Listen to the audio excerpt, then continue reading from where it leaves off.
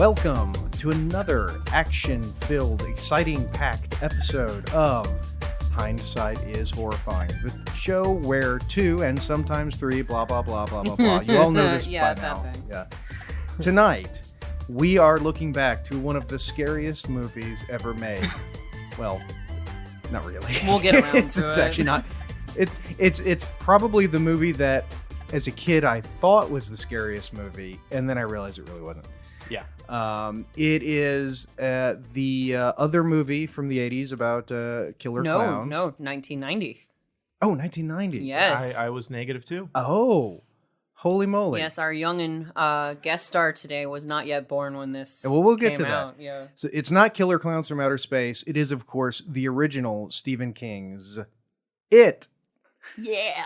The original Killer Clown from Outer Space. Yes. If you know anything about the book, which I don't. I don't either. Yeah. So I had to do a lot of Yeah. research. Apparently, a turtle is God. So Yeah, well, it's turtles all the way down. We can discuss that. So, listeners, I'm going to go ahead and provide a little bit of clarification because we have yet another special guest star with us in the studio this week.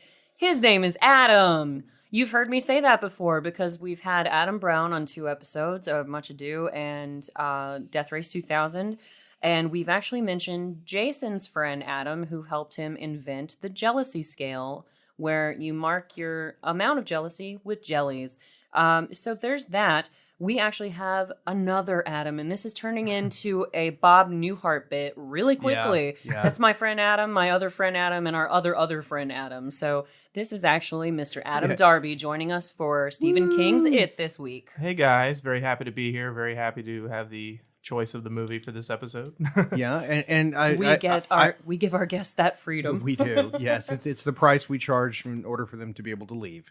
You have to we bribe pay them and with talk beer. about a movie, yeah. Exactly. Yeah, so if your name is Adam and you'd like to be on the on a podcast, And please get in touch with us. Your name has to be Adam, and you have to have been in a Shakespeare troupe with us at some point. It's a very niche group. Or be Yeah. Australian.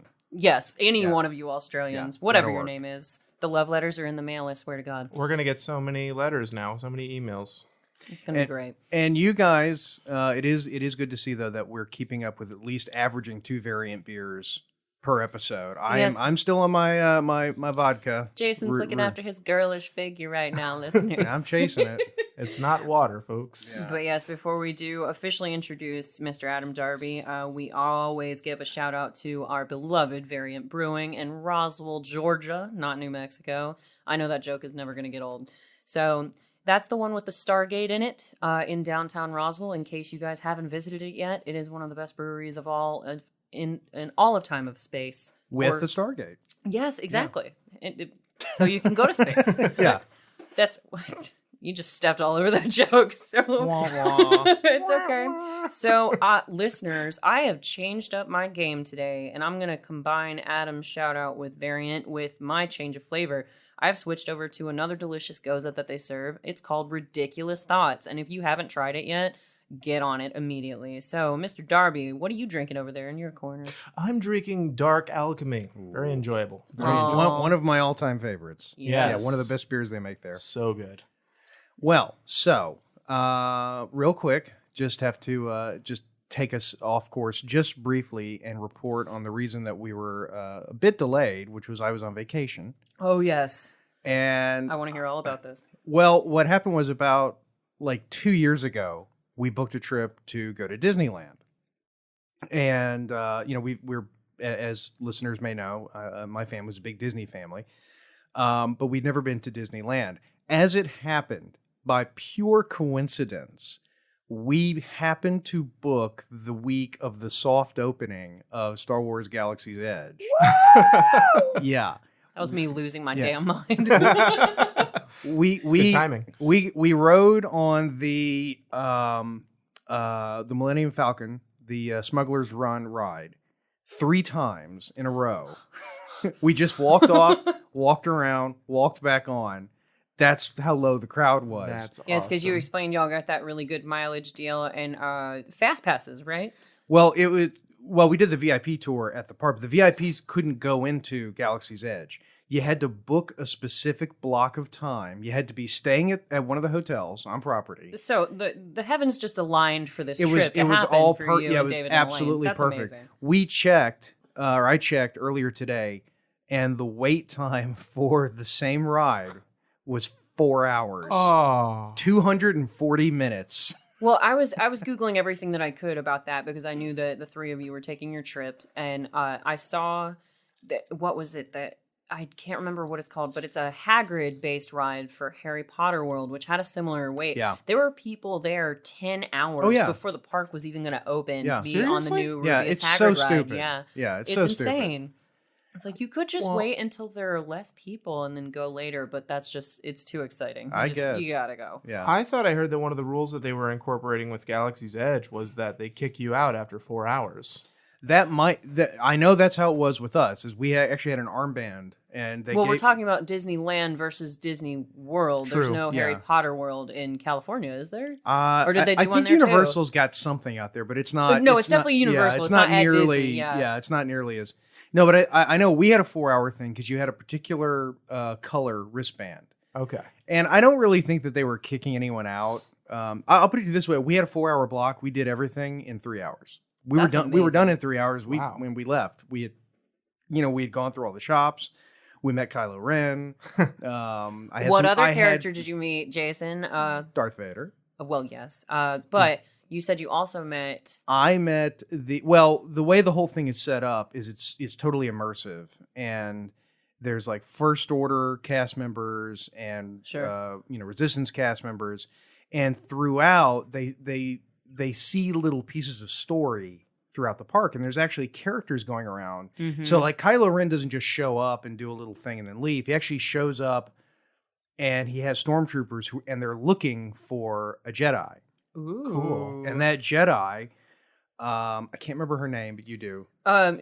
Is she a Jedi? Because She's I think she's a Jedi. She's a rebel. I know. She's definitely a rebel. Her name is V Maradi, Yeah. or Vi Maradi. Is she in the movies at all? No. Well, here's the thing. My friend, who I grew up with through the Roswell Recreation and Parks Department, our parents worked there together, is my friend and author pal, Delilah S. Dawson, who recently expanded the Star Wars universe through books. She wrote a book Ooh. about Phasma's backstory. Okay. And the story actually starts out with this character that is now just walking around Galaxy's Edge. So Delilah invented her out of thin air, and now she's a character that lives And at Disneyland. we met her. Yeah. That's awesome. Yeah. So big shout out to Delilah. It's a huge honor to. But she didn't That's awesome. evidently incorporate my favorite fan theory about Phasma, which is that if you take the mask off, it's Kin Jong. How awesome would that be? Phasma needed some backstory, some Yeah. substance. But anyway, so everyone listening obviously tuned in to hear us talk about it. Yay! because After it- this nice little jaunt through Disney, we were trying to lift you up a little bit, guys, because like Jason said, even if it's not the scariest movie of the ever anymore, because Hey. it's aged a little poorly, I'm not gonna lie. Like Well, they Milky all Volcano. do. Yeah. It's aged very poorly. If nothing Yeah. else, though, this is Terrible, the movie that terrible taught rain me. gags where it's very obvious that a kid is running underneath basically a water sprinkler. Well, they're not- the rain is coming in at different angles. Actually, I've it's- got a really bit of interesting trivia regarding Bursts. that. So Georgie is running through some sprinklers, but it's not a sprinkler. They actually reused it from that fire hydrant that never got repaired in Lethal Weapon. Oh, there you go. Oh, there you go. There you go. Well, that's when they clever had use. to invent their own rain. Might as well use it for another movie. Yeah. But thank God. I wonder what neighborhood they filmed this in. I mean, just looking at it, going, Yeah, there's no one there. There are no cars. Yeah, is that the back lot? I mean, is that the back lot of Warner Brothers? yeah? Who I mean, knows? is the Lethal Weapon house around the block? And see, they saved money on making their own rain that way because they were just using the fire hydrant from the Mr. Joshua and Riggs fight. But here's just the initial scariest part of the movie when Definitely. it is luring Billy's little brother Georgie into the sewer. And it's just... Have you guys seen those memes floating around on social media? I know Jason's just now getting into the social media game, but there are these memes where or like those games you can play where it's like, how did it lure you into the sewer? I love those. Those are my favorite. Yeah. And last year mine was, it told me Dragon Con is still happening down here, Jade. And I was like, I'm a goner. And here I go. For me, it was when they were still waiting to release a trailer for The Force Awakens. So it was, there's the Force Awakens trailer down here. Oh, man. And he's got the voice and everything, listeners. So yeah, but the We're thing at is, the, in reality, though, if he was going after people slightly older, Right. like early teenage boys, his job would have been a lot easier. Oh, You know? yeah. Hey, what are you doing down there? All right, show them to me. All right, I'll come in. I got girls of all sorts down here. All right. Hey, are you going to kill me? Probably not. All right, I like those odds. I will roll those dice. So speaking of rolling dice, this is the first movie yeah. that we have ever gambled on because it's a horror movie, listeners. Usually we check in with like action or comedy or a mixture of both. Kind of. Well, like we watched Lethal Billy Weapon. Madison. Comedy. Shut up. I thought it was a horror movie. Oh my Billy god. Madison's Well, amazing. a clown dies in that one too. That's so- true. That's true. There you go. There's a bloody clown in Spoiler that movie. alert everywhere. Maybe they're in the same cinematic universe. Well, oh no, he doesn't die because then he's got that random song and number where he, like okay. he couldn't die through A conventional hemorrhage in means. my Yes. head. Yeah. Yeah. Maybe that's what happened is it was the head injury that turned him into it. But so before we get into any more of that, Adam, why don't you explain what the hell you were thinking in picking this horrendous movie for us to watch?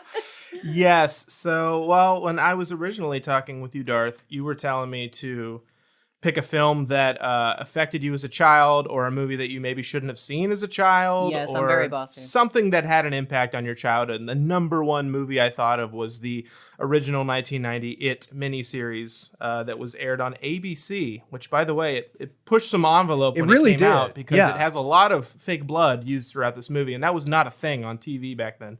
But anyways, I chose this movie because I used to walk through the video store every week, as most 90s kids probably did. And I would always see this box with the evil clown, Pennywise, on the box. And I would always say, Mom, what is this movie? And she's like, oh, it's It. It's very scary. Don't watch it. And it piqued my curiosity. Every time I would go through the horror section looking for that box with the clown on it. So every week we got the TV guide and the newspaper. That's the only way you knew things that were on television. Oh yeah, listeners, there used to be this booklet. Yeah, that- you used to get it in the newspaper, or you'd have to pick it up at a grocery store. And or if as you- my family referred to it, the good book. there you go. Yeah. Delivered to Mrs. Chenandler Bong for all our friends, lovers out there. But okay. Every Sunday night, they used to have something on ABC, ironically the channel that originally aired this movie, called The Wonderful World of Disney, where they would play some kind of kid-friendly movie on Sunday night. So my mom and dad would put me in the playroom upstairs with me and the TV, and I would watch Wonderful World of Disney usually by myself. Well, I looked in the TV guide, and showing at the exact same time as The Wonderful World of Disney was Stephen King's It on the Sci-Fi Channel. Which So- what single-digit-year-old doesn't want to watch that? Of course. Yeah. I was in kindergarten. Any kid and, is going to go, fuck this. Yeah, of course. I was like, nah. What's this mouse? I need to check this clown out immediately. And we had a creaky board right outside the door. So every time I heard the creaky board, I turned it back to The Wonderful World of Disney. And the second they left, it was It. And I remember crying a lot during the movie, but I kept watching Of because... course. Absolutely Of you did. course. Yeah, you can't stop watching. He was looking into the deadlights, listeners. It puts you in a coma. Don't you want it? But I kept watching, and I was fascinated and terrified, and I couldn't sleep that night. And I honestly, every time I took a shower, I usually stood on the opposite side to avoid the drains and the sinks. I avoided drains at all costs. So, See, this might be like the new age Jaws, because for you and me growing up, Jason, it was toilets and pools. Like, you didn't want to be near water at all. That's no joke. I mean, because of Jaws. Yeah, I remember as a kid swimming in a swimming pool, and I would just get this image in my mind of a shark being behind me. right. And I couldn't do it. There's no logic. You don't. No. No, I had No. dreams about that. And you're in a freshwater pool, Right. So but still, it But affects you forever. it still scares you because absolutely. yeah. Well, I love hearing stories about, when you're a kid and you're getting away with stuff, because I think that's the best part of being a kid. That's Yes. kind of the cornerstone of this Yeah. entire show, really. Yeah. Like, Well, Bill Bryson, we've talked about him. He's got a many book called times. The Adventures of the Thunderbolt Kid. Yes. It's a great book. It's about just growing up in the 50s. And it's before kids were special. yeah, well, but Well, it's great because it's like kids have always been doing this crap. It's like just a thing with American kids. Yeah. Oh yeah, that's You what know, you said on our it'll never go Caddyshack away. episode. It's Yeah. like it's not that the movie was particularly dirty. It's just that it showed kids being kids, Right. getting high and having sex and Yeah. doing whatever kids are gonna do. That's Yeah. literally, a bunch of 18-year-old kids getting stoned and having sex. Imagine that. Yeah. On wow. a boring ass golf course. Yeah. Who knew? You know, it's sort of like whenever I was a kid and we had cable. And Cable? They scrambled. What is that? Yeah, remember, they would scramble the Cable? channels. Oh my god. That's where And- the TV guide was telling Yeah. it guided us through the cable. And I'm then- putting it all together. And there was that one magical night when Skinamax, for whatever reason. Oh wow! I saw that What- in first grade. Yeah, it's like it wasn't Oh, scrambled. no. And you're like, and you. I'm not bringing you any more boys to play well, with. and I'm you, done. You seriously though, it's like as a kid, it's like, oh my god, it's scrambled, and you think it's like 1939, and you're what does that sound? Is that coming? Is that coming? Quick, change this channel. They will see the nipples. Well, and you had to have skill back then too, Oh, because hell there yeah. wasn't the Good timing. What's the button called now where it literally Oh, the flips? previous. The Yeah, the previous previous button. button. No, you I didn't had grow to- up no, with that that, noise. technology You had did to not remember the exist. channel number. You had to push the numbers fast enough and time it just right. Oh, and you couldn't push them close enough to each other either, That because wouldn't then work, the yeah. TV would get confused. Yep. Right. Yeah. God. Well, that's why you had to sit there with a brick, Memories. and in case your parents came in, you just have to hurl the brick at the TV. like the corners You of my mind. Yeah, no. As a, I know I'm young, but as a late kid in the '90s, I had to learn all the channel numbers for everything. Yeah, Yeah, we should just call him Young Adam to differentiate. that's true. That's true because we have old Adam, who is my friend, Okay. and then we have really old Adam. Oh my god. I wasn't gonna be that. It's like your Mike Myers thing. What's Yeah. a middle-aged man? Well, like his father before him, old man. Yeah. Well, who's his father? Dead man. Middle-aged man. God, I love that skit. I think I'm one of the few people out there who, when people say Tim Curry, they immediately think Pennywise. Yeah. Well, Most people think Frankenfurter or something else. yeah, and I actually, Hello, I'm Nigel Thornberry. Nice. Dashing, yes. See, I hate that too because I think that out of all the Tim Curry things that I've ever seen, the one I like the least is Rocky Horror Picture Show. Really? Yeah, he said Yeah, that before. Our listeners yeah. are a little mad at him. For I I've seen him in so many things where it's just, oh, what a wonderful. Clue. Clue. Yeah. Oh, he God, steals yeah, the movie Clue. in Clue. Yeah. He He is steals the movie. show whenever. Well, and see, that is my Annie. big point about this movie. Any Tim Hunt for Red Tim Curry October. Oh, yeah. There you go. Home but Alone 2. It has aged so poorly. Like I it's was bad. upset with you, Adam, when you chose this movie because I was like, damn it, I've been successfully avoiding that movie for I'm not gonna say how many years. This is because the first time you saw it? No. I saw it when I was a kid, but Okay. I've never watched it since because it scared the living hell out of me. Emphasis on scared. Yeah. Yeah. It was horrible. And I just I could never bring myself to watch it again. My older brother would watch it with ease, but he just stuff like that never bothered him. But I haven't watched this movie But wasn't since that the weird 90s. though? Because we all had that friend who, for some reason, these didn't scare them, No, not at all. and they were all, I had a friend that I remember. I was at a sleepover or whatever once, and for some reason, some kid put on. I guess his parents had a VHS copy. Maybe they had rented it. Wait, what's a VHS yeah, tape? seriously. Of The Exorcist 2, which Oh, is a terrible. no. The Exorcist 2 is terrible. 1 and 3 are good. But as a kid, though, Oh yeah, it's not the quality of the movie; it's the scariness. it was scary as hell. But Yeah. there was this one kid that we knew who was like laughing and giggling at it the whole time. That kid's a psychopath. Yeah. Well, he ended up with a very lengthy jail. I was career. about to Oh. say he's probably in prison. That's that's Okay. me now, but no, I don't know. Scariest movie though that still scares you. I've got one. Ooh. Amityville Horror. Oh, wow. Okay. That movie still scares me. That movie freaks me. Well, Actually, The okay. Exorcist does too, if I'm honest. I had a bit of Okay. a bit of a psychopath moment with Texas Chainsaw Massacre, the remake, because that came out when I was about in high school. The 2003 one? Yeah, That's a good one. Is that the Rob Zombie one? No, that's Halloween. No, That's right. That Yeah, was I was about Halloween. to say Yeah, that's a yeah, different sorry. franchise. Well, I scared my friends because I grew up in the South. Like people hunt here. It's a whole popular thing. So at one point, what's his Rubber Face? Leatherface. Leatherface. Yeah. Rubber Face. That's Jim Rubberface. Carrey. My See, now I bad. want to see Jim Carrey. No, in So that easy to movie. get mixed That's up. Harrison Ford. Rubber Face? Oh, come on, Harrison Ford. He has the best rubber face acting. Oh, ever. okay. Yeah. He does. Catch up on. Blade Runner, the one scene when the person's grabbing his face. and Oh, it's you're like, right. well, He does have that. He's just got he's got hound dog skin, but no, but I scared my friends when we were watching Texas Chainsaw Massacre. A bunch of idiot teenagers in a dark basement watching a scary movie like you do. That is a pretty scary movie. It was, Yeah. but at one point, Leatherface hacks off a guy's leg with his chainsaw and then proceeds to put him in a tub and pack salt onto the end of his leg. And my friends were like, "Oh my god, why is he doing that? That's so mean." And I was like, "Oh, to torture him longer. That's how you preserve the meat to make." No, I don't know. I love that your friends were saying that's so mean. They just want him They to were a bunch taste of good. That's all he girls. wants. He needs to be tenderized. All right, buddy, you cut my legs off. That's one thing, but this is over the line. Well, I mean, just rubbing salt I in the am wound, going to that's give where it this comes place a from. terrible review on Yelp. What, you guys have never done this before?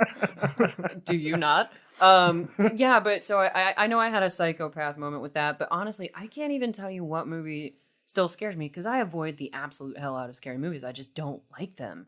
I even told Josh when Adam picked this movie, I was like, okay, so you're going to have to sit with me through all 3 hours of this, and I'm going to cling to you like a little koala bear because I don't know how I'm going to handle this. Lo and behold, he gets home later than I do, so I have to start the movie and start taking my notes. And I was like, all right, where's my giant German Shepherd dog? She's here in case a space clown shows up. Yeah. But then I started taking notes and really watching the movie. I was like, this isn't scary at all. No. Not at all. No. It was terrifying as a kid, but it's God. it's now it's an unintentional comedy. Well, at this you know, point. when you're a kid, you know, and especially when we were kids, you could see past things like, okay, well, this is obviously, you know, done on a very limited budget, or it's done. You know, you could see straight past that. Your suspension of disbelief was so it Oh, came yeah. to you so much more easily. Look, when I was a kid, Critters. Critters. Yeah. Critters That's- scared the crap Oh, out that's of me. such a when I funny was kid. movie. It's I love hilarious now. Yeah, it's great. Well, and see, I was a total wuss growing up. Hell, Ace Ventura scared me. Ace Ventura? And I'll tell you the exact moment because Jim Carrey's, you know, sneaking around looking for Snowflake the dolphin at that rich shark. guy's house. Yeah, and I see Jim Carrey flailing around, and the shark is attacking him. And my dad was like, "Baby, it's not real. It's funny. It's okay." But I was losing my mind. You can't tell a kid that because it's real. when yeah, exactly. It's they buy into it and it's real. I mean, like when my brothers, they're a lot older than me, they're about 10 years older than me. They're dead men. Yeah, no, they used to have to go see scary movies in the movie theater, and it was back whenever the movie theaters, you know, in my town we had the two good theaters, Right. which was where the real movies went, but then we had the dollar theater, which was like I Stuff that remember was dollar about theaters. to come out on VHS. yeah, it was stuff that was going to come out on. Well, no, this was pre-VHS. I was about to Oh, say yeah, that this is- VHS had yeah. to be revamped for a lot Before of it those was like movies. TV, I guess. Yeah, it was right? like stuff that it had gone out of the real theaters a long time ago. But it was before also Thriller stuff. really set the bar really high and wound Yeah. up in the good theaters. But they snuck in to a showing of it was one of a series of movies called Faces of Death. And if you've never seen Faces of Death, Never. I have not. it is a pure cult movie. I mean, very few people remember it. The whole point of it was they billed it as the whole movie was essentially actual footage of people actually dying. Now, most of it was fake. They just Sure. lied, you know. But there was some But they stuff in there. sold it like it wasn't. Like it But was a it- snuff yeah. film?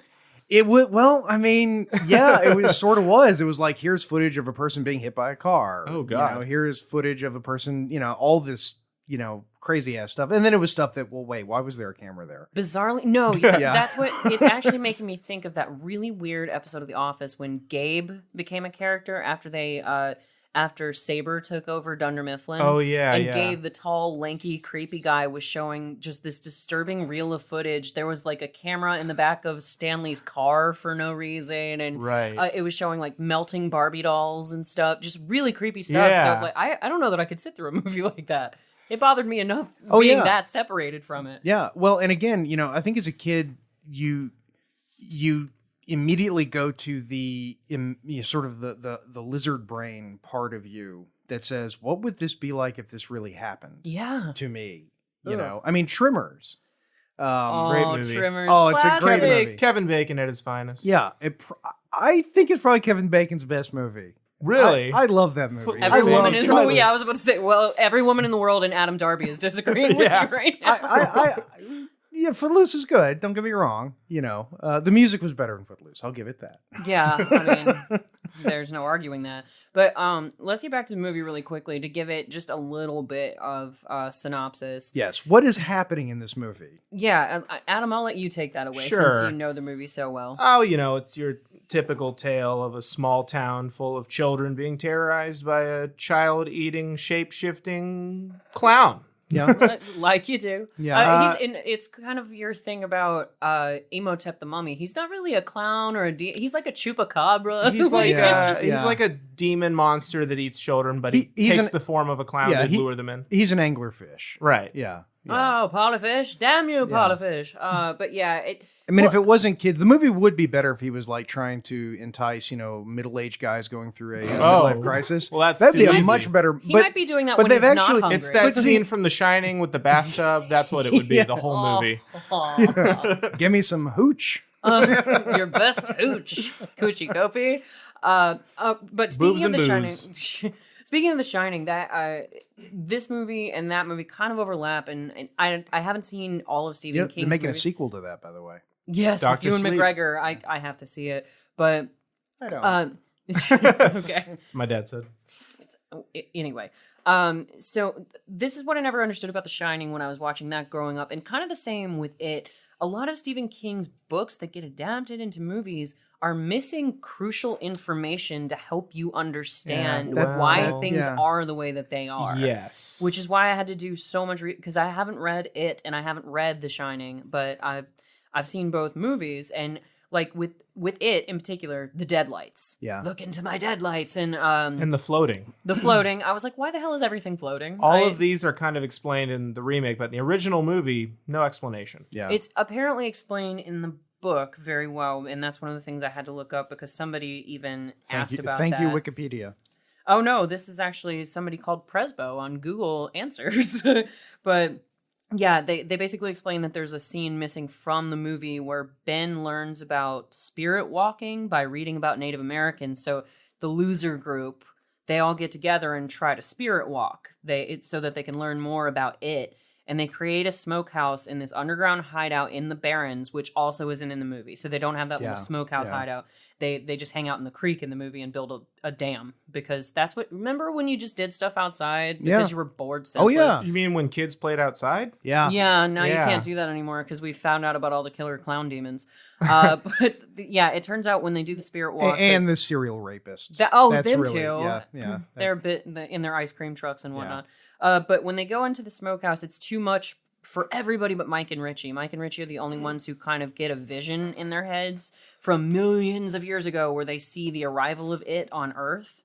And it's just, it gives his whole little origin story. So I have no idea why they would have left that out. In a way, I like that because, like, if it's done correctly, like David Lynch, and I always bring David Lynch up, and I know. apologize, but Your biggest male crush besides Kyle MacLachlan. yeah. Dune? Are you talking about Dune? Well, almost anything that David Lynch has done, I mean, there's big David Lynch does no segments wrong in this of studio. exposition that you don't get, and it's intentional, and the not knowing is a part of the experience, Right. because that's how real life is. In real life, you encounter something, and there's not an instruction manual telling you, here's what's going on. Yeah, the Bond villain normally Right, isn't going yeah, to give you exactly. his entire evil plan. He just has his own weapons that he uses against you, and that's literally everything about it. And But it's not very bright, though, because he picked a clown. Yeah, well, I don't know, though. This was the first scary clown thing. Stephen King's It was kind of what kicked off the whole horror movie clown trope. Yeah, So- Tim Curry had some thoughts on that too, because when the director Tommy Lee Wallace, he said it was kind of like working with Robin Williams, and you said it was like morbidly fascinating to watch this movie as a little kid, where Yes. you're so terrified, but you can't look away. Right. I can't. And Tommy Lee Wallace goes into that because he's like, my job was to give Tim the stage and not get in his way too much. He was like Robin Williams in the way that he brought a spontaneous Yeah. improvisation to this part. Oh, Yeah. you can tell, especially in a scene that we'll talk about later in the library. But yeah. But yeah, no, Tim Curry kind of chews the scenery in every scene he's in, and it's great. And I think that's part of the reason why I was so drawn in as a kid, because I was terrified by Pennywise, but yet I couldn't look away. Yeah. And it worked. He lured me in, so to speak. So you're floating in the sewer right now. That's, They all that's float down here, Georgie. God, that's such Well, a good impression. You know, and from a filmmaking perspective, you know, there's some interesting things that happen in the movie. Like we were just watching this scene where they were, I can't remember her name. Beverly. So Beverly gets a phone call. Oh, I've got some thoughts Yeah. on Beverly. Well, Beverly. if you notice in that scene, when the secretary is walking into the office, it's the camera. It's a handheld shot, okay. and it's very fluid.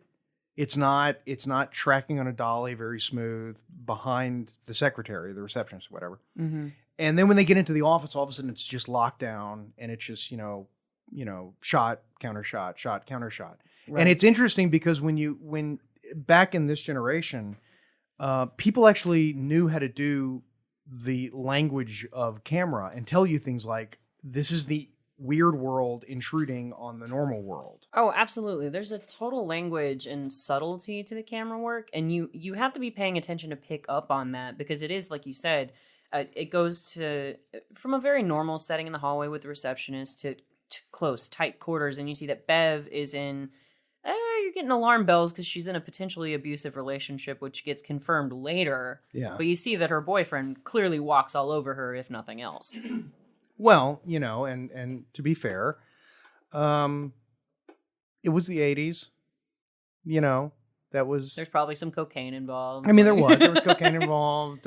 He looks like if one of. Lethal Weapon teaches us anything. Yeah, he looks like the sort of person who would have lived next to Chevy Chase in Christmas Vacation. Right. Yeah. The yuppie, Oh, the with the yuppie Lane neighbor. from Seinfeld. Yes. Elaine he and the yuppie does. neighbors. Todd and He Margo. does look like him. Yes. Yeah. Todd. Why Yeah. don't you bend over Todd. and I'll show you where the Christmas tree goes. Every jerk in an 80s movie was usually named Todd. It's the equivalent of today's Chad. Yeah. Yeah. Why is the floor all wet, Todd? I don't know, Margot. Shout out to my friend Chad. Hey, Chad. Yeah. Anyway, but yeah, so right now what's happening is Adam gave a pretty succinct description, but it's this clown where this group of kids grew up being terrorized by it/Pennywise the clown. And he can take different forms, and there are how many of them? 7? The Lucky 7, right? In The group Lucky of Seven. The It's- losers group? It was in reference to the Magnificent Seven. The Lucky Yeah. Seven. Yeah. Oh, Yeah, no, see, I yeah. didn't know that. It was, It yeah. made me think of that when they said it, but I didn't realize that it was a tie to it. Well, something that they left out from the book is that the sort of essence of Pennywise has the power to kind of roam over the adults and how they treat the children too. So the reason why the adults are also crappy to the kids in Derry specifically is because Pennywise kind of has an effect on how the adults treat the children. I didn't know. See, that was That's one a of my huge questions. thing. Yeah. And that's what I don't like about Stephen King. Right. It's Because almost too it- subtle to pick up on. Well, no, it's more like I'll just write something that does exactly what I want it to do. It's a little I convenient. mean, Yeah, he's you know, the master but of his it's- own multiverse. And that's something I learned about this. Apparently, all the Stephen King stories are connected in a, Yeah. Some a of them, microverse? yeah. Or a teenyverse. The Dark Tower series has a connection to that, at least I know for sure. Got it. Pennywise has a certain shape-shifting demon species that Well, shows up in other books. There's a series out. Yeah, there's a series. What is the name of it? The Dark Tower series? No, about the town. Oh, About Derry? Derry? No, it's okay. This is the part where you, as the audience, you do some of your own work. We do all the heavy you, the lifting. audience who have never tweeted at us or interacted with us on Facebook. I don't know how to But use we're on Google. Instagram now, so Yeah, and Bring it. people like us on Instagram. Twitter is dead. yeah. Jason's got a really cute dog that he posts about. Yes. I post really sexy photos of Cameron Diaz.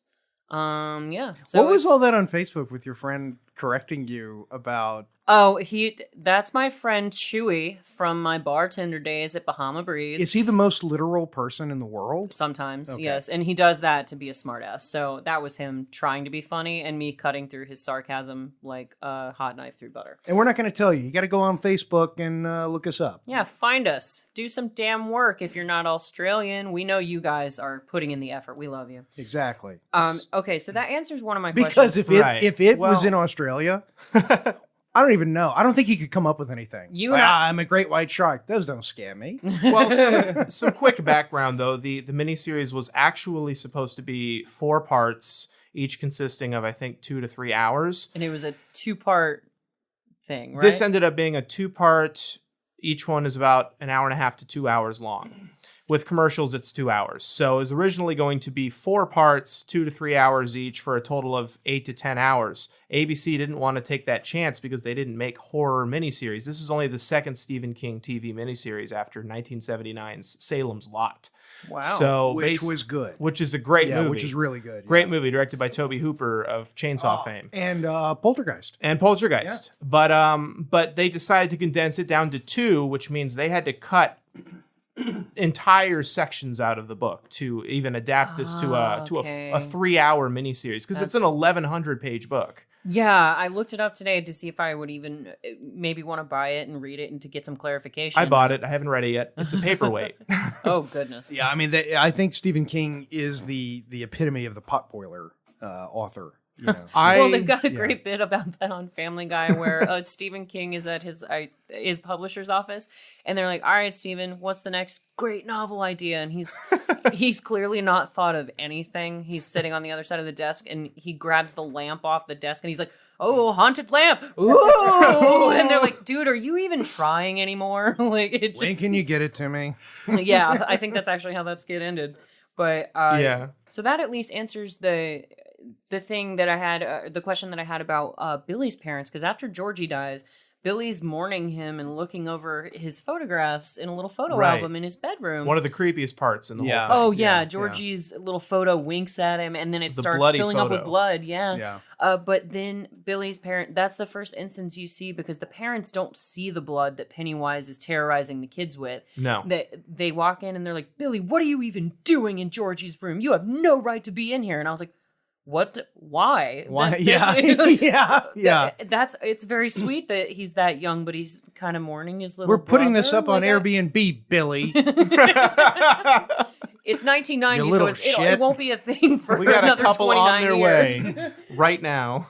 And Bev, with Bev, it's hard to tell that Pennywise is controlling her father, because her father just seems abusive, and then it seems like a really clean cut that she would end up with an abusive man in a relationship Yeah. when she gets Yes. older. So Yeah. I Her didn't dad. realize that Pennywise is kind of pulling Oh. the strings of the parents too. So that's This scene here, the scene where the blood balloon comes out of if Beverly's sink, Yeah, absolutely kept me from wanting to use the bathroom as a kid. Yeah. This Oh. is actually one of the scenes in the movie that's still scary. Oh, that kind of takes me back. It gave me a little feeling in the back of my brain to Mothman Prophecies. I was about to I was mention like, Mothman Prophecies. that I was movie- literally just thinking it. I was in high school. I think my mom took me to see that movie, and I was like, "Why did we watch this? This was You know- horrifying." Yeah, you want to talk about a movie that is as loosely based on a book? If you As it's ever possible to be. get the chance to read the Mothman Prophecies, which I've I never look- heard of that one. it's Richard Gere was in the movies. Oh. Oh, yeah. Well, he was definitely in the first one. I didn't see the second one. Was he in the second one? there was a second one. Yes, Gilmore Girls makes fun of it about 12 years ago. So yeah, there was a second one. Okay. Oh no, wait a minute. Sorry, Lorelai made up that gag. Never mind. There's not a sequel. Yeah, I was about Just to say, kidding. yeah. Just kidding. Lorelai No. Gilmore. God, I believe in you way too much. The Mothman Prophecies was a book it was a legendary book in the UFO community. Which, being someone I used to be in MUFON and all that stuff. That's a whole other thing. Nerd. Yeah. Yeah, that's a whole conversation. It is. But the Mothman Prophecies was like, this is one of the books in the holy library of UFO stuff. And Okay. it's, I read it after I saw the movie, and it is just dog awful. It's one of the worst books I've ever read. Aw. And I'm very grateful that in the movie, they just sort of loosely touched on one or two things that were mentioned in the book, and then they just did a whole other thing with it. And Well, that movie is, you want to talk about language of cinematography. That was actually the movie when I was in film school. They used the Mothman Prophecies as the example movie to show, okay, in this scene, the cinematographer is conveying this. Oh, okay. And in this scene, it's conveying this. Got it. You know? Yeah. Well, it's kind of akin to I Am Legend. That's a short story that the Will Smith movie was based on. And the first sentence, You mean I the believe- Omega Man? Oh yeah, the Omega Man. Yeah. Which was made into the Vincent Price movie, Yep. the Omega Man. Yep. Oh, okay. Then wait a minute. I Am Legend is based off of that. Yeah. It's a remake. Oh, okay. Yeah, it's a remake. I was like, Yeah. y'all are- Charlton Heston. Oh, okay. I was like, wait, am I Oh, there's quoting the wrong multiple movie? versions, yeah. Or Charlton the Heston, wrong you're book? right. But yeah, the first sentence in I Am Legend, the short story, is Robert Neville was a blonde-haired, blue-eyed man, and that's just Will Smith all over. And then it literally, I think Will Smith has the. He's Will Smith is black. Oh, is that Did you why not they know seem that? different? Oh. I wasn't aware of that. It's totally ironic, that statement. No wonder he's been a rapper for so long. Oh wait, everybody can rap now. Never mind. But I can. no, you No, can't. With enough drinks in me. Yeah. No, but like nothing about that movie or that story had anything to do with each other except for the fact that the protagonist's Right, yeah. name is Yeah. Robert Neville. Yeah. That's Yeah. it. But you can get away with that. You can literally say, I'm going to do a book. It's Moby Dick. and It's the my only- interpretation on Da Vinci's. No, it's a Stargate. Yeah. That's what it is. Yeah. I mean, yeah. And that's why the whole based on a book, based on, I think nowadays, oddly enough, because people don't read books anymore. I do. Well, yeah, I do too, but most, But we're not people. fewer, yeah, well, I'm not. I a read person. graphic novels. Does that count? Yeah. Okay. Yeah. It's a graphic novel. There you go. For my MST3K fans. No, but ironically, I think that nowadays they actually try to get a little bit closer to the books.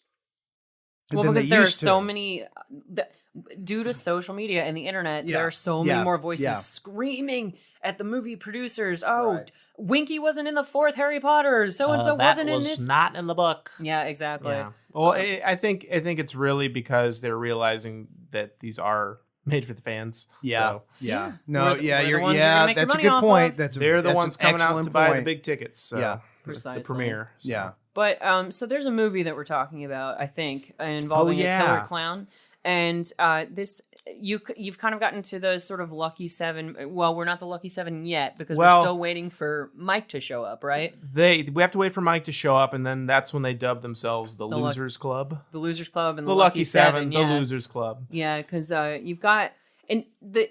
Correct me if I'm wrong, but I got a really Stand By Me vibe from the Well, kids. You know, I was actually going to say Another I- Stephen King. Yeah, I think one of the reasons why movies like this got you when you were a kid is because there was just, you know, in the 80s especially, and also in the 90s to a lesser degree, there was the Goonies, the Stand By Me, the Red Dawn. The kids that played E.T. outside Yeah, literally yeah. never held a cell phone Well, in their hands yeah. until 20 years later. I think that's Yeah. one of the Just- reasons why Stranger Things is so popular. It's Oh, because yeah. it's gone back to this idea of a group of teenagers and kids Kids going on an adventure. on an adventure. Yeah. Right. I mean, the Goonies is look.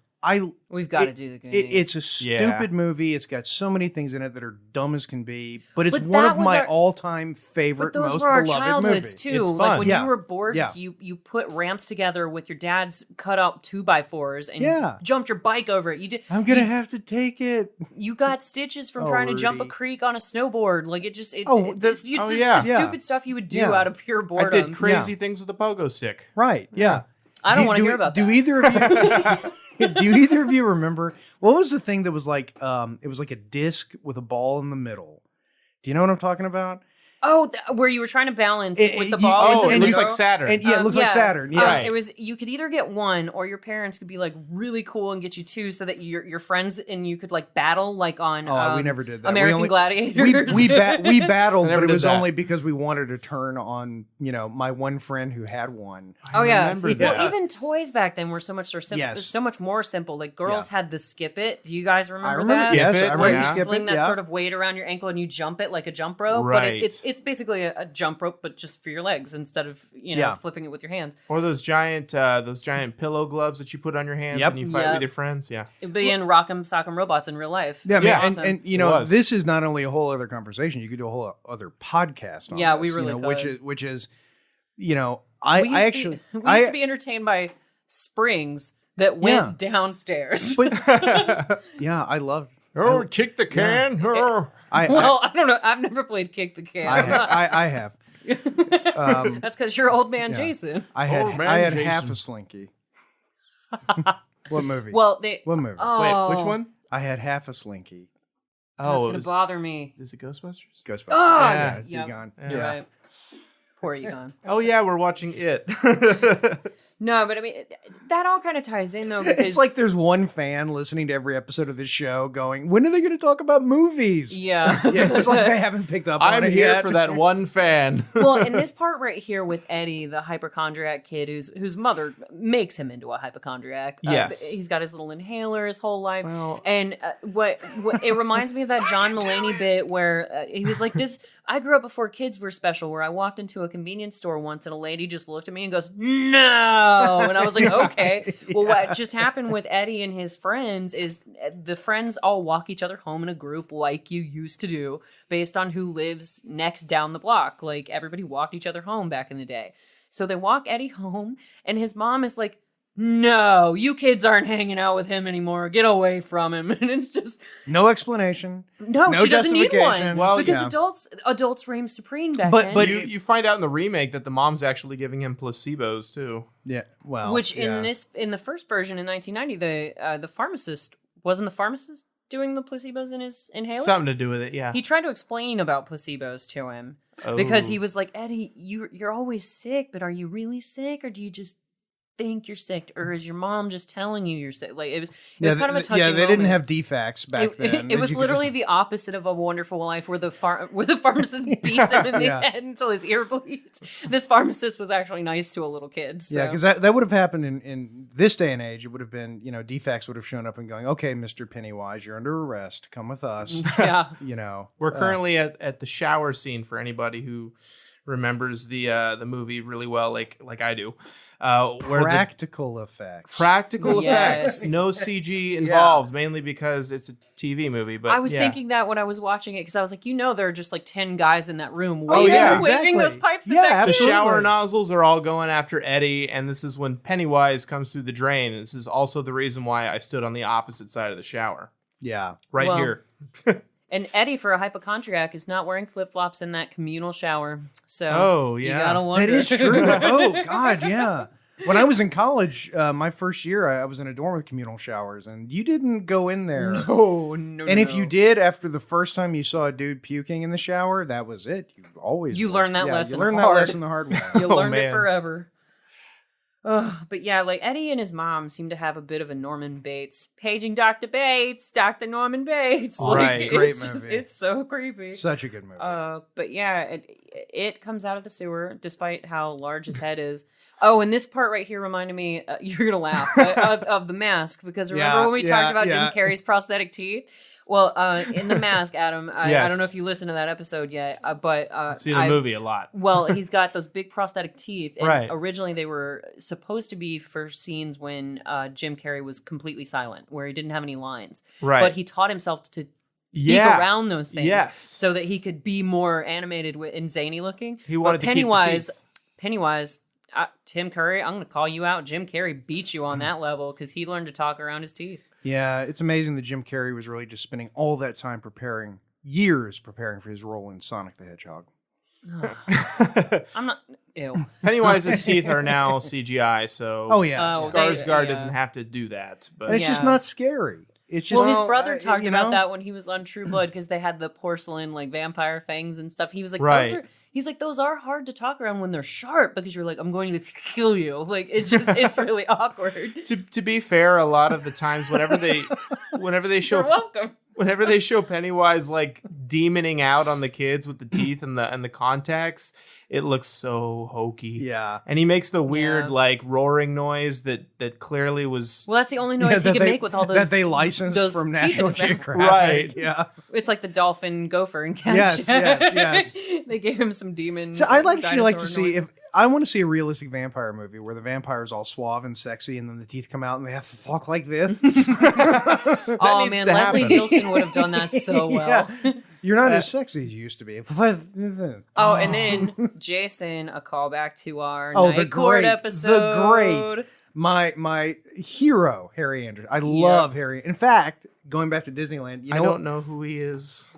Well, you're a little young because Night Court's before my time as well. Okay. We're talking about Old Man Jason time right here. It's a TV show that used to be on in the 80s and very early 90s called Night Court. Gotcha. Yes. And Harry Anderson was the judge Yes. in Okay. the Night Court. And that show, you can watch episodes of it on YouTube. It's so funny. Or yeah. buy the DVDs. Yeah. It's such a funny show.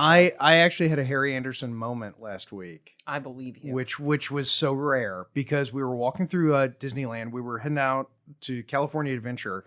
Mm-hmm. And at Disney World, it's so crowded that you learn to walk through the stores. Yeah, that's the way yeah. to expedite your travels for Yeah, sure. so we were doing that. And we were walking through the stores, and I'd never been there before. And, it's like, okay, it's, clothes and Disney merch and stuff like that. And all of a sudden, I was in this store, and I was looking around, and it's like, wait a minute. There's a wall of, like, decks of cards and, like, old, like, silly, like, gags like and little stuff. gag toys and And stuff. I went, wait a minute. I'm in a magic shop. Nice. And I looked around and I went, holy shit, I'm in a magic shop. This is a real, honest to God, like Magic Masters Cool. magic shop. And sure enough, there's two guys behind the counter and they go, you want to see some tricks? And I'm like, you bet your ass I do. Yeah. And We're hanging out for a minute, for yeah, sure. and he did a card trick, and he did the whole thing where it was like he was going to act like he screwed it up. oh, man. And he did it, and I went, hit the bricks, Faildini. and I became friends with that man, because obviously that's a big thing among close-up magic people. Is That's that fantastic. episode? Yeah, bought a deck of cards, and bought the levitating cards off of them. Oh, yeah. When Just somebody couldn't- works that hard, yeah. so That's happening. great. Yeah, my son and I have decided we're going to become a famous father and son close-up magic act. Okay. If you see less of me after that happens, it's just a coincidence. Yeah, Um, our name will be Has Been and Never Was. That's so sad. But I mean, this is the most serious I've seen Harry Anderson ever be. And I obviously didn't Yeah. know who he was when I first watched this movie because I wasn't into Night Court in my very early years. But young Seth Green is in this movie too. Yes. Seth He's Green. he's young Harry Anderson. How old is Seth Green? Is he like in his He's- 60s now? I'd say he's in his 40s. What's funny is he looks exactly the Yeah, same. yeah, he has not changed one iota. I was laughing my ass off in my apartment watching this because he's the tallest of the kids. And then Seth Green grows up to be like 5'2".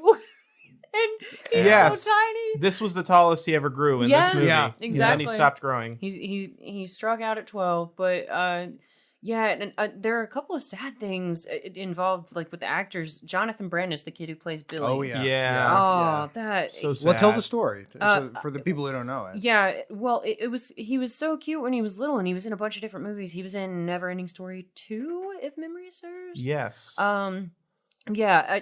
Anyway, he was a really popular kid actor, but Yeah. then he became part of the 27 Club. Unfortunately, he committed suicide at the same year that John Ritter died. They both died in 2003. Which Did is you know scary. Yeah. that? Yeah. Well, John Ritter died of complications after his heart attack while he Yeah. was on the Yes. surgical table, Yeah. but because he was shooting Eight Simple Rules. Eight Simple there Rules you for go, dating my there you go. teenage daughter. Yeah, Yeah. I used to watch that yep, show yep. religiously. But yeah, he had a heart attack just like the dad from John Ritter, and he was, by all accounts, such a legitimately like nice guy. Oh, he Yeah, seemed it. yeah. Well, his kid looks a lot like him, and he's an actor too. He was on that show Parenthood with Lauren Oh Graham. yeah, Yes. yeah. He dated her for a minute. There was a big age difference between them. I know, your woman, Lauren Graham. Yeah. I just started watching Three's Company, and I'm Oh, now it's a great movie. That's a experiencing. great I'm now series. experiencing the brilliance of John Yeah. Ritter. Well, that's like I'm telling you, if you are a fan of Robin Williams, go back and watch Mork and Mindy. It is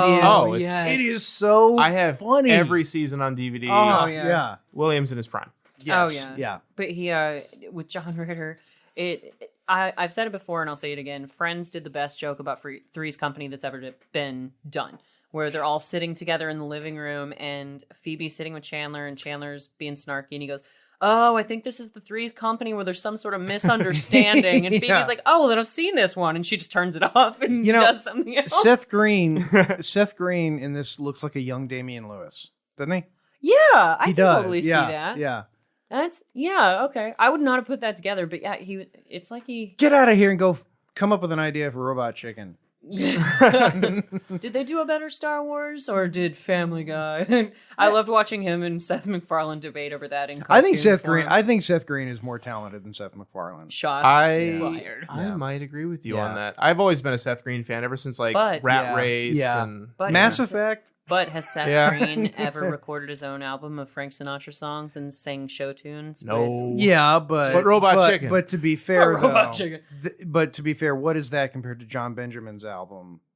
Oh my God, his jazz album? His jazz album. I can't play the piano. Yeah, is that was pretty genius. Oh, this is a good scene here. Yeah, well, you it's- start to learn that the kids, it is manifesting as their separate fears. yeah. And the movie, I'll say this, the movie does do a decent job at least making that obvious. Oh, Because, yeah, like, yeah. you know exactly what each of them are really and truly afraid of. Like, Yes. Seth Green gets scared in the movie theater at the werewolf movie, and so it starts taking the form of a werewolf. Well, Yeah, yeah, this was yeah. actually a big thing with Pennywise in the book as well. He would turn into, because it took place in the 50s, he would turn into like the Frankenstein monster or a mummy. He does turn into a He mummy. said Frankenstein's monster. He got it right. Oh my Yes, goodness. yes. He turns into a mummy later in this film as well, but that's one of the big things that Pennywise does is he turns into your greatest fear. And these kids watch a lot of horror movies. So Yeah, they do. That would be so weird though, because beep beep, Richie. Because Another question. What was beep beep, Richie? Oh, Because that's the what kids say it to him that's too. what they tell Richie to get him to shut up. Okay, It means I thought shut up, so. Richie. Yeah, because it sounds positive where they're like beep beep Richie, and they just look at him like I love you, but they're telling him shut the hell up. Like that'd be great. They threw it into the remake as like a homage, but it really made no sense in the remake because Pennywise says it out of nowhere. okay, but, so if Well, he just Pennywise said it right was going after in the old one, yeah. if he was going after you, how would he show up? Oh, we did this with a mask where it's like if you put on the mask, what would you be like? Well, yeah, 'cause Honestly, yeah. like the one movie that I saw as a kid that still scares me was, well, you guys have heard of The Grudge? Well, I watched the original Yeah. Japanese version called Ju-on. Yes. no. And that's the scariest thing I've ever seen in yeah, my life. yeah. Those guys know how to do scary. Japanese know how to make some scary movies. Yeah. So if Pennywise were to come to me in the form of the girl from Ju-on, Oh, man. yeah, I would. Yeah. I'd The be deadlights, I'm that's done. it. I'm Yeah, done. because I mean, you're talking about a culture where it's just a trope Yeah. for a girl to have her jaw ripped off and become Yeah. a monster. That's just a regular Right. thing. Yeah. Like there are tropes in this movie, for instance, with and they're very common with Stephen King. Kids on bicycles and Yeah. writing weird messages on type. Yeah, typewriter. I mean, Uh, Stand By Me, The Goonies, Stand By Me All also work had and no a, play makes Jack a dull boy. And both in this one, The Shining, Stand By Me, and this all have writers, by the way, very reminiscent of Stephen King. yeah. yeah. But if Pennywise was going to appear as anything to me, it would be the time I almost drowned at Whitewater. It was the image because I was in the Yeah. tide pool where everybody gets in those donut inflatables, Yeah. and it was nobody so will packed. notice if you drown. Exactly. No, Yeah. I was Oh. about Yeah. I would have been about 12 years old. Yeah. And I had dove down under the water and there were hundreds of people in the tide pool that day and nobody could tell that I was underneath them and struggling to get back I'm above telling you, up yeah, to the- no one would notice. Yeah, no one. Yeah, they almost didn't Yeah, because you couldn't really see the floats weren't clear. They were pink. Yeah. So the lifeguard couldn't see me. Nobody knew I Mhm. was beneath them, and I was panicking, so it didn't occur to me to like grab somebody's foot right. and ask for help. But I almost drowned or that day. give a languid wave. Yeah, Give a languid wave. Any one of you near me, that'd be super. If you could help me out, you're gonna freak out thinking Those are that both- Jaws is underneath you for a second. But Those are both it's better just than Jade. mine. I was gonna say that scene in Nightmare on Elm Street 2. I think it was in 2 Freddy's Revenge. when the guy was on the waterbed. Was that in the No, remember No, that that's was, Johnny Depp in the first one. That He- was No, there was a, I think it was part 3 or 4. Was it 3 or 4? Yeah, wasn't but the Johnny first Depp one. was in the first one, and he gets sucked into He the does get sucked waterbed. in the bed, but it's not a waterbed. Yeah, the waterbed. There's a one. that I'm waterbed mixing because them up. Freddy has a bad pun where he's like, "How's this for a wet dream?" Oh, You gotta love Freddy Krueger. Freddy Krueger's Yeah. the best. I mean, that guy spent so much time working on his puns. Yes. oh, you can't think of Yes. a pun when you're Yeah. trying to kill someone I can't in a kill pumpkin you. patch. Hang on, I can't kill you right now. I've got to come up with something for this. Who cares? Shit, what, I had something for this. who cares what stupid pun you come up with when you're killing somebody? It doesn't matter. Yeah. Don't trip, dog. Oh, thanks, bitch. No, we got to do Nightmare on Elm Street because that's Nightmare on Elm Street. Hey, it was Johnny's first movie. I'm in. That was that his first one ever? Yes, It says introducing Johnny Depp in the credits. Oh. it does indeed. I did mix that. You were right because one of the bed scenes is bloody and the other one's a water bed. So Yeah, like it Yes. explodes and there's like the bits of The the water. bed scene with Uh-huh. Johnny Depp is probably the coolest kill in Freddy history. and In you my know opinion. he loved it. And like he Oh, just, yeah. and he's such a delightful weirdo. I Oh my love him. god, this is fantastic. Are you drunk? No, I'm Johnny Depp. I love doing cocaine with you, Jerry Smith. You're my best friend, Jerry You're Smith. my best friend, Jerry Smith. I love doing cocaine with you too, Johnny Depp. I could be with Kristen Stewart on a yacht right now. But yeah, so Beth Smith. Sorry. what? You know, well, never mind. But yeah. Well, okay, so here's the thing. I love the like greaser quality. I know this Yeah. is it's a 50s movie, or well, it's set in the 50s, right? They're gonna have to start snapping their fingers at some point. Yeah, the sharks and the jets Yeah, got to the come sharks and after the each jets, other, yeah. and you got to sing about how good it is to live in America. I don't know, but yeah, you get introduced to Mike, and there's such racism going on with poor Mike, and it's in the 50s, so it's set in the proper time for that. But they're calling Mike all sorts of racist names, and Right. he has this adorable, like really detailed presentation that he gives on his first day of school about where he's from and the greaser kids. What's the kid's name? Henry. Henry Bowers. Henry Bowers, Who, yeah. who I'm surprised that they use the N-word on television. Yeah, that was surprising. But it just Well, it was temporally contextual. You know, I mean, in the if it fit the context, yeah. It yeah, I mean, does. look, if you're making a movie set in the 50s, because I hate that when people. Well, it's kind of like Yeah. with Marty McFly, where they were calling the musicians reefer reefer addicts, Reefer and, addicts, yeah, and Right. just, it's like, but that was once again that was a movie set in a movie theater, so fine. But you get the 6 kids who see Henry Bowers chasing Mike, and they're just in an old abandoned railroad yard because.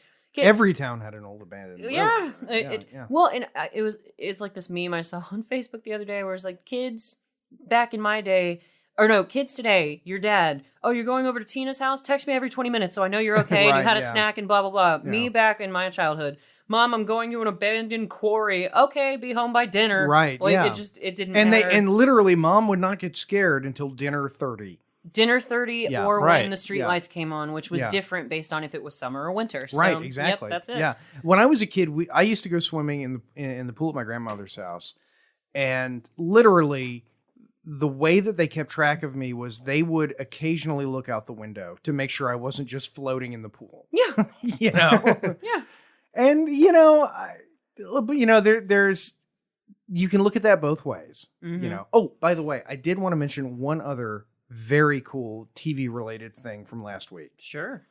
One of my all-time favorite shows as a kid was the show Unsolved Mysteries Oh my God, yes. with Robert Stack, the great Robert Stack. And one of the best episodes of that show ever was the episode where they talked about the ghosts haunting the Queen Mary.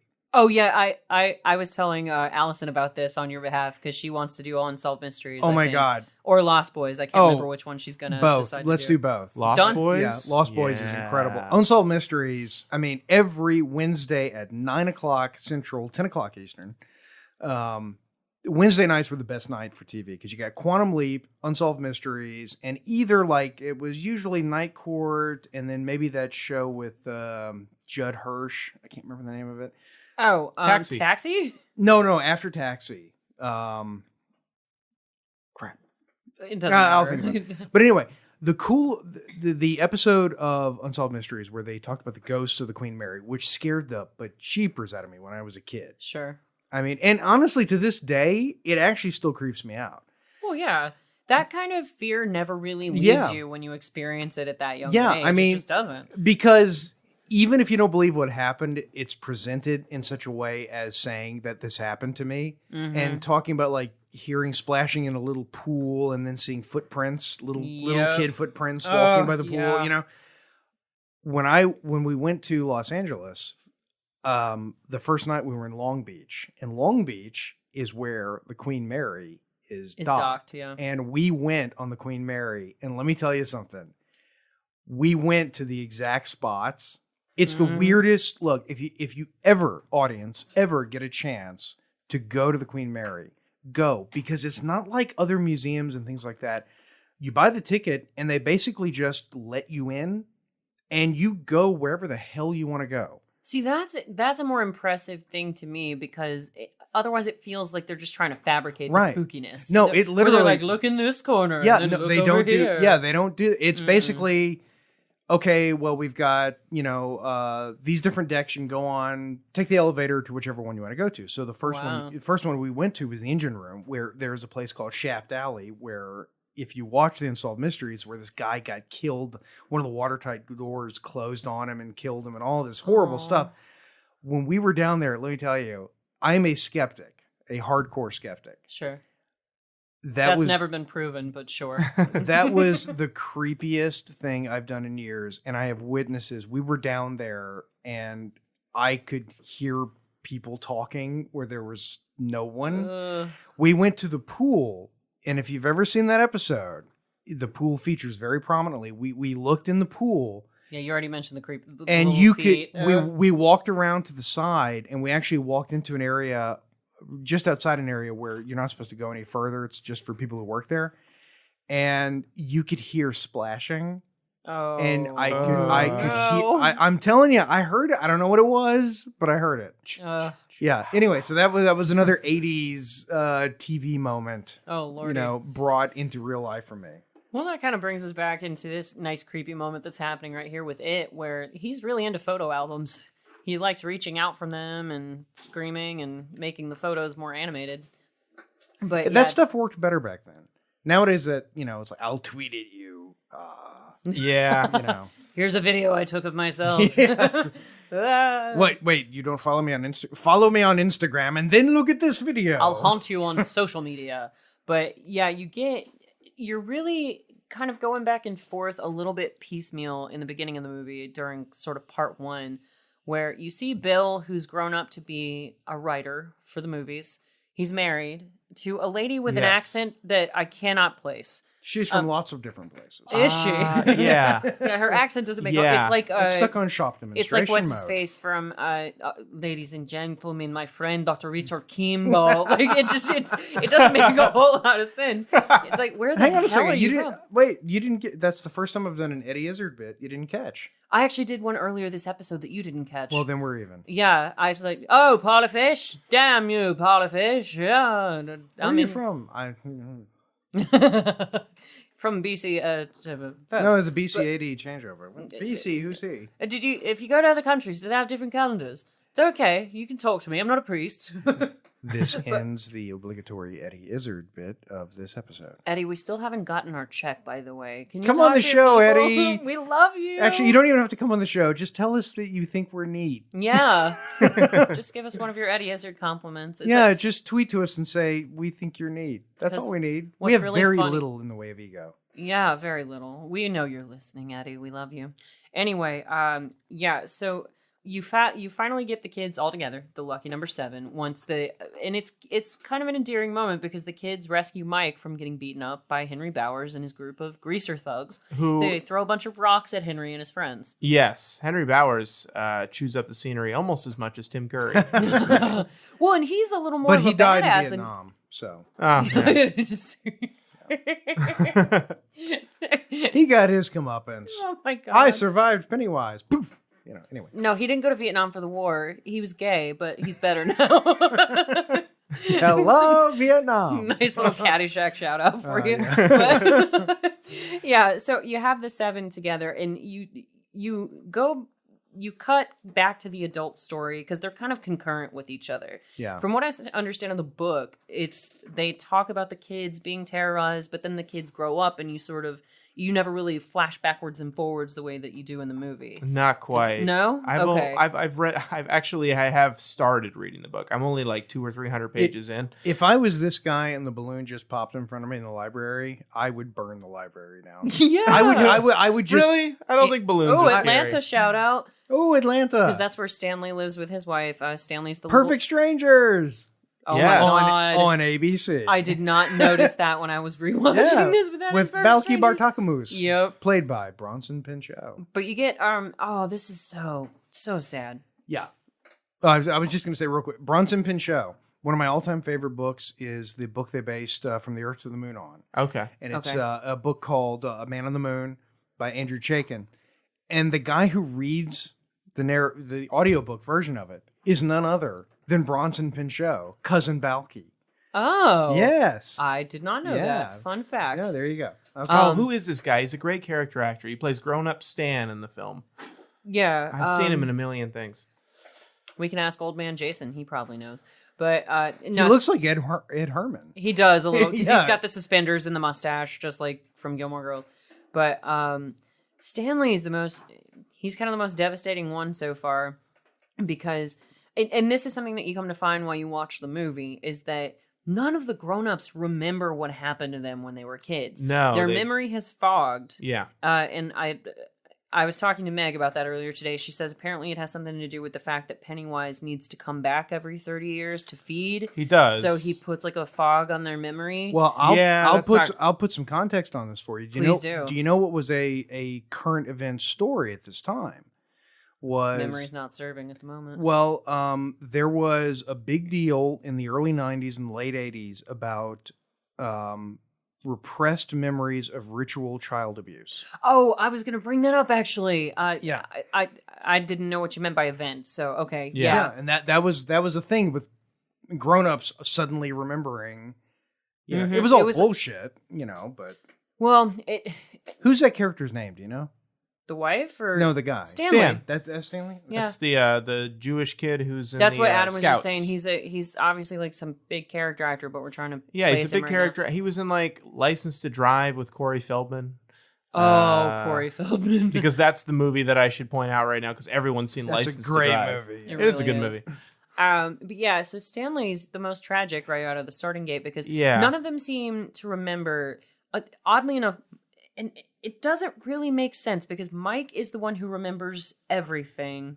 Apparently, in the beginning, because you start Yeah. out with the little girl being killed. What's her name? The first victim of Pennywise is Lori Ann, the little girl who was on her little trikey or whatever, and Yes. and her mom apparently saw the after effects of her being murdered in the front lawn. Richard Mazer, Richard Mazer. Yeah, he's in a lot of 80s and Yeah. 90s movies. including License to Drive. But without Mike, none of this comes back together because Mike, and it's something about staying in Derry or leaving Derry that Yeah. affects your memory because Mike called everybody.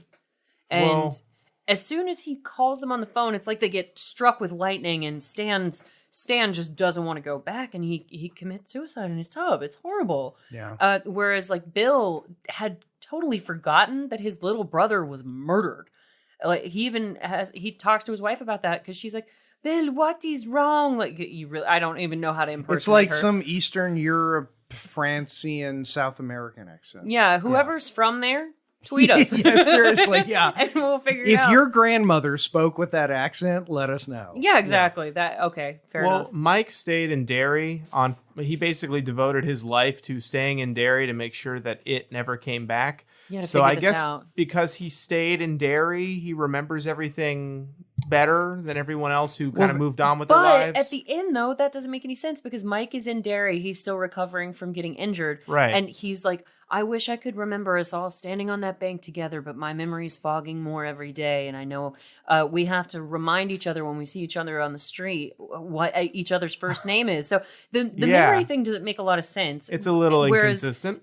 I know we're sort of jumping to the end of it, but like Bev and Dan, right? Stan. Oh, No. Stan Ben. dies. Ben. Ben. So Bev and Ben go Haystack. off together. Yeah, Bev and Ben go off together and get married a week later after leaving Derry, and then they're pregnant like a month later. Is what Mike is saying at the end, because it's like you said, it's so Stand By Me. It's like these two rode off into the sunset, and this is what happened to them, and blah blah blah. So you've got that Billy. Billy cures his wife with a bike ride, which doesn't make any sense. Well, it's a magic bike. Hi-ho silver. Yeah. Oh, it's okay. magic. A bike ride can get you out of a coma. Okay, that's good to know. Sorry, I'm just imagining somebody on a coma riding a bike. Come on, stand up straight. Come on. Damn it. It works But every time. So the memory thing doesn't really add up either, because Mike You know what starts this to town forget needs? Batman. Linda. Well, yes. But, yeah. Every and town needs a Adam Batman. doesn't know this, but this is my rule of every movie. is Oh, right, yeah. At some point in every movie, I go, you know what this movie needs? Batman. Batman. Or Rick and Morty. Batman. Because Batman would kick the shit out of it. He just would. yeah. It just wouldn't even bother him. One you know? grappling hook. That's No, all I was would say. actually saying what they need is Silver on his gloves. if one of these kids grew up to be Linda Hamilton. Oh, Because it'd be like, hello, kids, I'm back. Oh, shit. oh my god. That'd be so hard. It is time, Pennywise. Oh man. Come with me if you don't want to be killed by a clown. Or a giant spider. Who's overacting. Oh man, that giant spider. We saw the new Godzilla movie, and you know they actually at some point in the movie you actually hear a character yelling, "Get to the choppers!" It's awesome. It's like when your phone is down to 1%. Get to the charger. Get to the charger. Anyway, so bring it back to Henry Bowers really fast. I'm taking a bow right now. You're welcome. Yeah, that was great. Anyway, so Henry Bowers is actually a little freaking gangster thug, because when the loser kids throw the rocks at him to rescue Mike, excuse me, Henry's like, "You're dead, you're all dead," and that's such a typical kid thing to say. Yeah, but then right. Henry and his little gangster ass friends follow them into the sewer to actually murder them. Yeah, they were committed to it. Yeah, they it was You happening. know, but they get their comeuppance because Belch gets sucked into a tube, and I think Yeah. Henry Bowers turns into Billy Idol. Yeah. So Yeah. Which a fate worse than death itself. It's a nice day to scare some kids. what's Did he fun- have another song besides White Wedding? Because I'm sitting here trying to think of a song besides White Wedding, and I can't do it. Rebel laugh. Yell? Oh shit! Yeah, Rebel Yell. Yeah, thank you. I'm a Billy Idol fan. Yeah. But I couldn't correct you. I'm still laughing too. It's a nice day to Scare some eat the kids. scene. Yeah. eat your soul.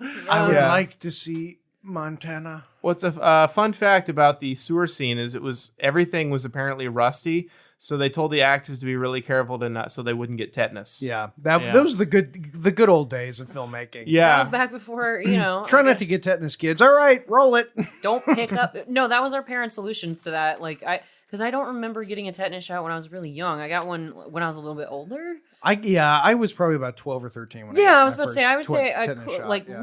late elementary or early middle school. But in the meantime, your parents were like, "Don't touch rusty things." Yeah, God. well, that was my dad's attitude. Which, How much- Dad, I got cut on this rusty nail. What are you, stupid? You might die.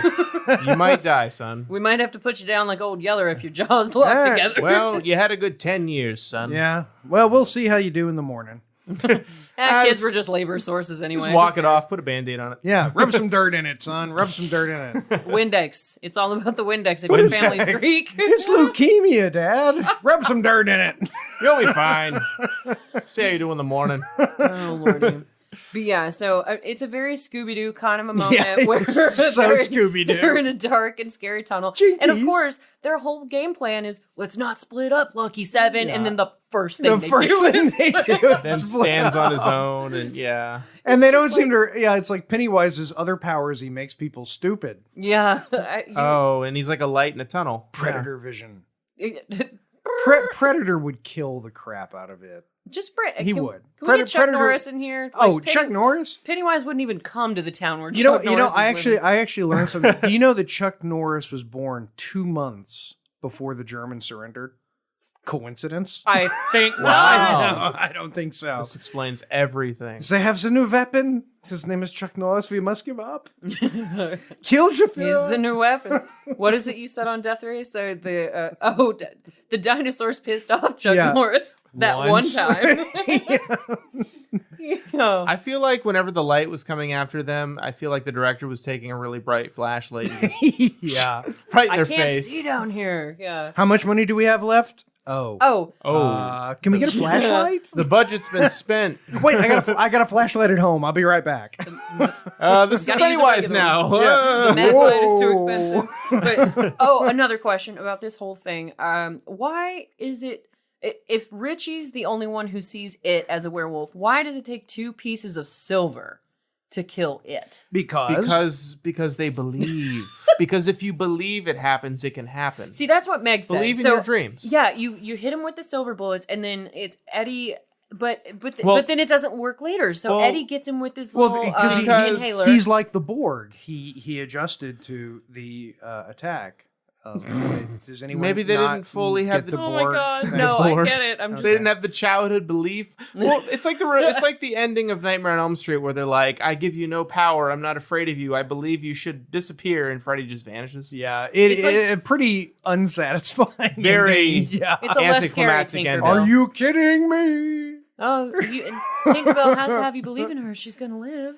But yeah, this is just a clown version of that. I You know, guess- the Borg are the stupidest bad guy in all of science fiction. I'll just say this because one thing Star Trek has proven is that the Borg you can't kill them with anything modern, but if you drop a large rock on them, it Oh, will yeah. kill them every time. Hey, they were gonna So- do that to Rick and Summer. So Yeah, it's just effective. drop a rock on them. Oh, I've got to interrupt you, Jason, because I was really impressed with Henry Bowers right here. He's about to kill Stanley?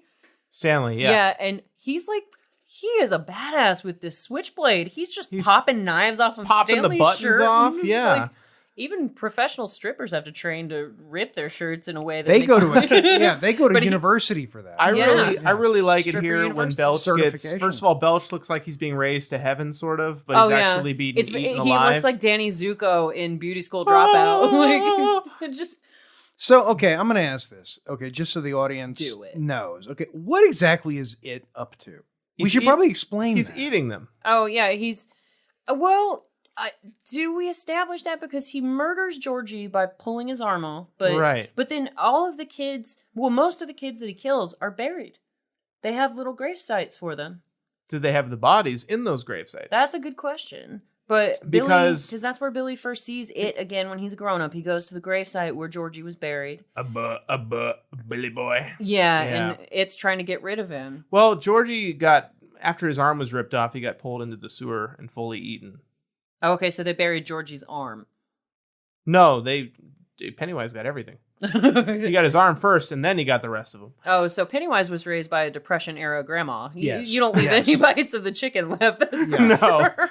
Billy It's Idol. a Billy great Idol. day Billy for Idol. a White wedding. White wedding. It's a good way to wear a cardigan.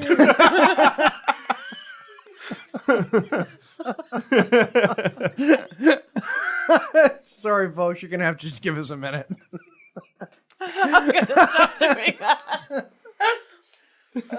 Okay. Actually, you know what this movie does need? And I'm going to say More this. cowbell? No, I'm going to say this and deny that I'm wrong. Michael Jackson. Oh. How awesome would this movie be with some... I mean, they're already in a sewer. He could If get Michael- a really sick dance number. if together Michael down Jackson showed up as like White Gandalf... there, then it would run. Yeah. He'd be like, "Oh Pennywise- hell no, I'm Yeah. out." Pennywise should have taken the form of Michael Jackson. Oh in my this God. movie. Oh, Michael Jackson with sharp fangs. Come to Never Never Land. Well, if they had made the movie about 5 or 6 years later, it would have been "I'm crippling student debt." No. I want to throw something at you right now. My greatest fear. It's just he just comes in the form of a big piece of paper with Yeah. your student debt. Your right on credit it. score. Please, Billy's Try getting a mortgage now. Oh, please. Not Henry. Mike is working in a library. He didn't go to university. Yeah, that's true. Yeah. Neither did Billy. He's writing for What's that you movies. say? A librarian emergency? I'll be right there. All of these kids ended up being super successful. Yeah. Well, so maybe Pennywise was good for them. Maybe he was just trying to give them a little push in the right direction. Yeah, because Beverly's killing it in the corporate world. Hell yeah, she is. Because and then nothing scares her. Bill's a writer. Ben's an architect on Time Magazine. Yeah. Oh yeah, Ben is and dating the woman with the most 80s prom dress that's ever happened Yeah. in the universe. Richie's Man, I a miss the successful 80s. comedian. Actually, the only one who may not be super successful is Mike. He's just a librarian. Yeah. Yeah, suck it, librarians. Sorry, librarians. You do realize one of our co-stars in our play is a librarian, right? I just Sorry about that. little shout out to you, Rosie. I'm sorry, Rosie. She's not listening. It's okay. Nobody's listening. That's why we can say whatever we want to. Well, because Katie was telling me the other day, she said, well, Mom was telling me that she loves your show. And I was like, oh, that's great. Thank you. She's never listened to it. No. She was yeah. like, she's listened to Clueless and The Mummy. I was like, oh, so she's listened to your episodes. Yes, And she's yes. like, yeah, she says you should have me on more. And I was like, trust me, that's happening. Maybe that's how we'll get a huge audience. We'll just have every person in the world on the show. Yeah, we just need And to we'll get the be Black Box Theater. we will be the biggest podcast in history because Yeah. everyone's mom will listen. Yes. Yeah, except for that one guy. And that's sad. What? Whose mom wouldn't listen.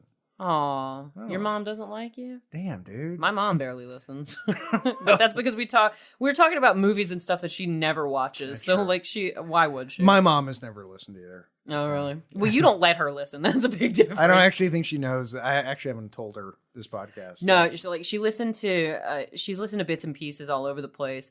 And she was like, gosh, you guys sound super good in the studio. The sound is great. And I was Yes, we do. like, any comments on the actual subject material? And she's like, No. not really. Yeah. But your voices sound so nice. Yeah, that's such a mom thing. We're at the point when the kids are about to slay Pennywise, or so they think, for the next 30 years. And I thought the claymation clown was a little scarier than Tim Curry, to be honest. Yeah. Wait, claymation clown. Well, When it that starts was to melt. No, when he gets sucked through the drain and the light's coming out of his head, it's a claymation okay. clown. Didn't I thought it realize looked that. very creepy. I think he looks creepy. you're the pretty much no eater matter of what he worlds, does. but you're hanging out in a sewer. Don't bullshit me. In Derry. Why does he only eat Why kids didn't in you? Derry? Yeah, why didn't you go to like Brooklyn? There's Why lots is- more kids there. Why does There's a lot more Pennywise sewer only hang system. out in Derry? I guess. Not battery acid. No, yeah, that was what you were saying about they had to believe in their weapons, I guess, because they believed that Bev was the tough one who was never scared. So she shot him with the slingshot, and that cracked the his head open. inhaler. Yeah, and the Yeah. inhaler, yeah, because Eddie's like, suck battery acid or whatever he said. And I'm like, Eddie, are you sure that's battery acid you've been inhaling all this time? Because Yeah, that, yeah. But yeah. If you That believe it. explains it. This is the scene right here where he's like Poor totally regular size Ruby. claymation. Yeah. Oh, yeah. Oh, the budget went right down the Because tube. 90s TV movie effects and budget. Well, what kills me about ABC is that they fully funded this project and they jerked Clerks the animated series around the way that they did. Well, yeah, but to be fair, 6 No, episodes. Clerks the animated series is amazing. 6 it was episodes. no, it Come was. on. Yeah. Clark's the animated series was And genuinely. it even I like love lines that up show. with Pennywise and the kids in the sewer. Yeah. Oh, I had just escaped from this serial killer. He's been holding me captive. I can just describe the dank caves for police artists. Wait, Like, Kevin Spacey? no, the Randall from Oh, Clerks. right. Yeah. Sorry. Oh God. I thought you were making a Kevin Spacey joke. Sorry. No. They did that on Family Guy. I'm glad that someone else is a fan of Clerks the animated series. Yeah. So- Okay. So, I think this is as good a point as any to pause, because for the first time ever in the history of the Hindsight is Horrifying podcast, we get to use the words "to be continued." Dun dun dun. Stay tuned. Join us again next week for part 2 of Stephen King's It. Sorry, I said it wrong. It. Exclamation The point. exclamation point. Hopefully, we'll be able to get young Adam back in the studio with us if he's had enough fun this time around. Yeah, because if he doesn't come back, he will never find out what happened to his dog. So, True. We have fail safes in place, Adam. You have no idea. so thank you very much, Adam, for joining us on part 1 of Stephen King's It. And Of course. Thank you for having me. you're very welcome. And we look forward to you being back, and of course, audience, we look forward to you guys being back. In the meantime, thank you for sharing your daytime, your nighttime, your drive time, or just whatever the heck time it was with us. For Hindsight is Horrifying, I'm Jason Mitchell. I'm Darth Jader. Young Adam. I think that nickname officially stuck. Yeah, that's it. Good night, folks.